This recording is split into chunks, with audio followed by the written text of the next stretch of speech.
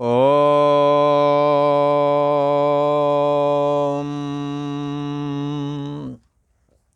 श्री योग वासिष्ठ के उत्पत्ति प्रकरण में श्री वशिष्ठ जी महाराज बोले, हे राम जी, किरात देश का राजा बोला, हे राक्षसी, जैसे सूर्य आदि सब अनुभव से प्रकाशते हैं, इनका सद्भाव कुछ न था। उस आत्म सत्ता से ही इनका प्राकट्य होना हुआ है। ये सूर्य, चंद्रमा, अग्नि, इसकी उत्पत्ति कहाँ से हुई है? आत्म सत्ता से ही हुई है, ऐसा समझना चाहिए।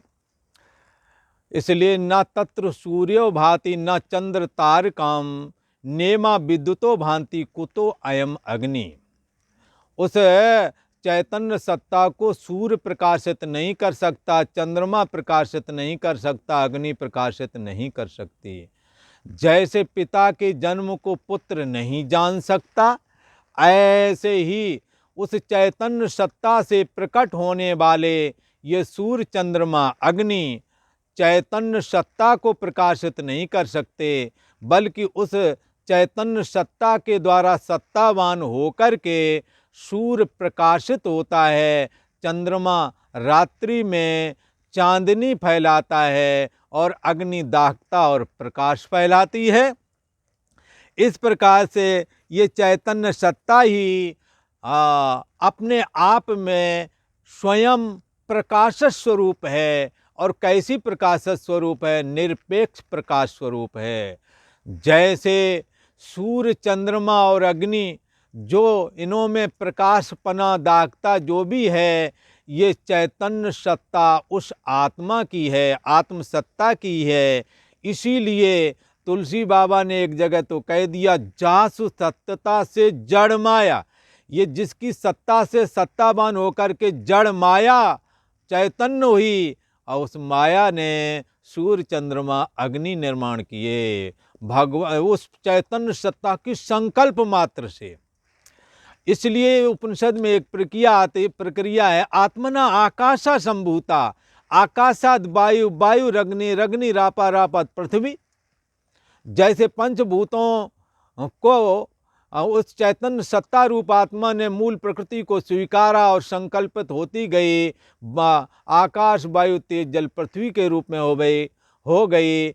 ऐसे ही सूर्य, चंद्रमा, अग्नि के रूप में भी वो विवर्तित हो गई, माया परिणाम को प्राप्त हुई और चैतन्य ब्रह्म सत्ता देता गया, अर्थात विवर्तित होता गया।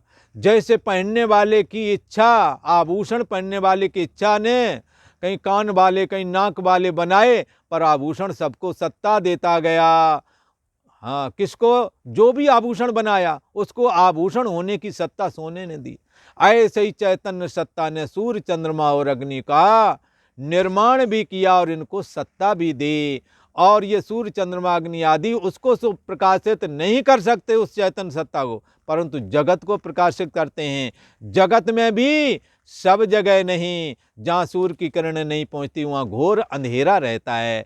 इसलिए सांसारिक प्रकाश में अंधेरा भी है, प्रकाश भी है, पर चैतन्य सत्तात्मक जो प्रकाश है वहाँ अंधेरा नहीं, वहाँ तम नहीं।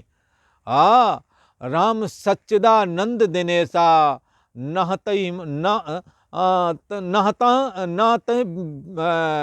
कहते हैं वहाँ पर मोह रूपी रात्रि नहीं है। चौपाई याद नहीं रहती ना, तो राम सच्चिदानंद दिनेशा नहिता मोह निशा लवलेशा।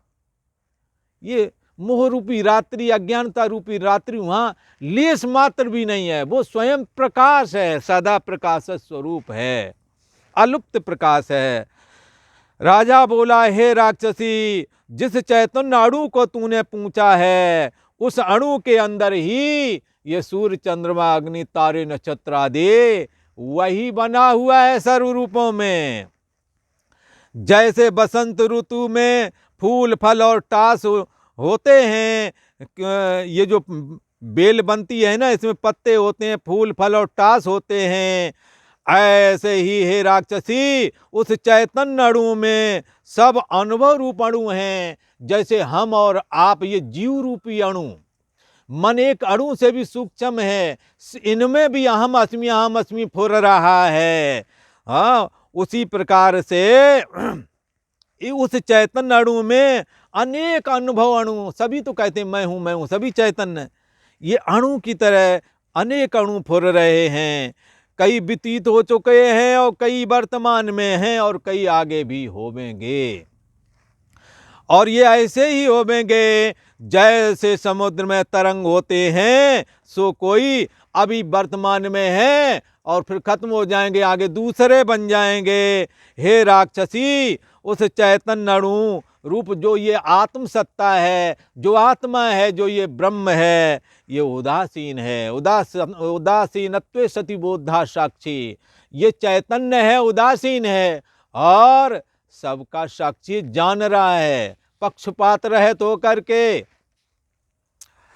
और जैसे कोई दो लड़ रहे हों तो एक जिसका दोनों से कोई संबंध नहीं है तो पक्षपात पूर्ण दृष्टि नहीं देखेगा, वो केवल यही देखेगा झगड़ा हो रहा है, बस इतना ही।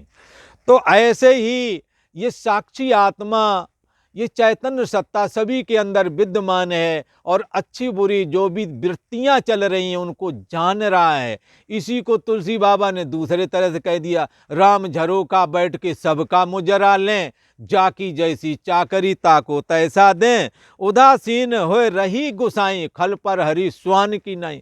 ये खलात्मक जो वृत्तियां हैं इनका त्याग करते रहो और जो सतोगुणी वृत्तियां हैं उनको हमने धारण करना है। पर चैतन्य सत्ता की दृष्टि से न तो वो गंदी दृष्टि से द्वेष करता है और न ही अच्छी वृत्ति का संग करता है, न ही अच्छे का सपोर्ट करता है, न गंदे का विरोध करता है। ऐसा है ये चैतन्य सत्ता, उदासीन होकर के रहता है। और कैसा है, सबका सबका कर्ता भी है और भोक्ता भी है। सारी उत्पत्ति उसी से हुई है, सभी चेष्टा उसी से करते हैं। इस दृष्टि से उसको सबका कर्ता भी कह दिया और भोक्ता भी। और स्पर्श से उदासीन की नाई तो सदा स्थित है और सबका कर्ता भी है और भोक्ता भी है। हृदय में बैठकर सारी वृत्तियों को जान रहा है, जानना ही तो भोक्तापना है।